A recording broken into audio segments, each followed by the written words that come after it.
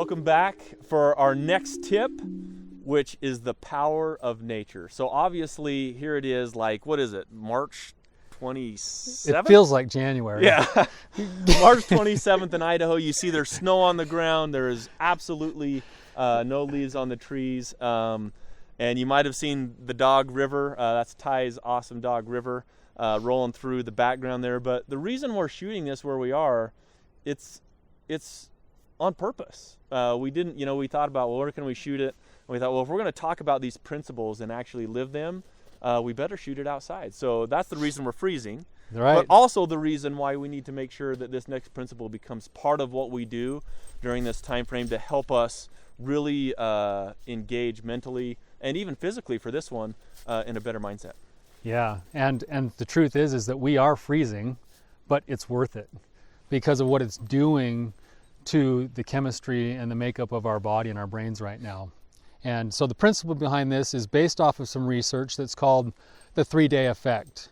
And the research originally started with, okay, let's see what the power of nature is on things like anxiety and depression. And what they found in the early start of the research is that if you get somebody out in nature, away from all technology for 3 days, there was this magic thing that happened after 3 days where the body, the pulse would come down, the blood pressure would come down, people would score lower on depression and anxiety scales. And the theory was, well, what's going on here? And the theory is that when we get away from all those things that actually cause us stress, which our technological devices do, and that's proven too, the research shows that the more time we spend on Facebook and any other form of social media, the more depressed we actually are, which is crazy because that's what we're all doing now, right? Anyway, but the research shows the opposite. And then the research has been developed even further and says, well, does it take 3 days? And the most recent article that I saw and that I read says that people were sent into an indoors arboretum and allowed to put their phone down for 20 minutes and to just walk around this indoor arboretum where it was just nothing but plants. And then they took the same test as the people who had done the 3-day effect, and they got the same results. So 20 minutes of alone time in the power of nature is enough to start to change the physical components of our body and allow stress to move away, allow depression to decrease, allow our physical parts of our heart rate to slow down. And I think what it does is it kind of grounds us again into this bigger picture, and it helps us to see context. And I'll give you a personal example that happened just last Sunday. For my job, all I do is carry people's stress, right? Kind of like your job probably sometimes too. But I always pretend that it doesn't affect me. And on Sunday, I realized, man, I got this tension in my back and my shoulders. I feel all this pile up. I can't figure out what I'm feeling right now. And I took River out for a run, and I was going to be gone for an hour. And by the time I got halfway up the mountain that I was climbing, I felt so much better that the hour turned into 4.5 hours and 7 miles, like of hiking up straight up this mountain, because I couldn't fathom the thought of going back into what felt like this crushing place of my civilization and my home, right? And it felt like somebody had just taken a valve and twisted the valve open, and all the stress came rushing out. And so for me, this is maybe, out of all of the tips that we're going to give today, this is maybe my personal favorite one.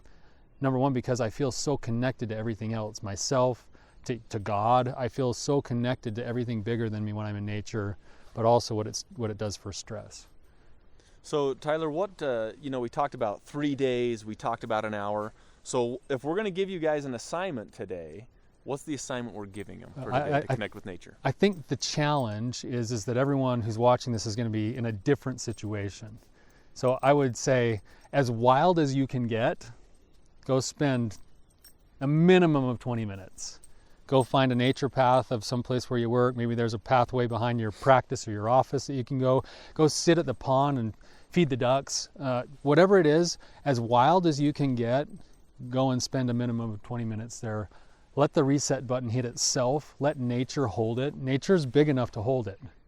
And then go back and get back on your horse and go back to work. Yeah. I would encourage that if you're thinking like, well, what is that for me?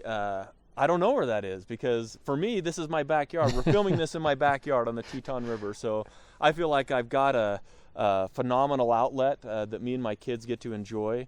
But find a spot to or a walk.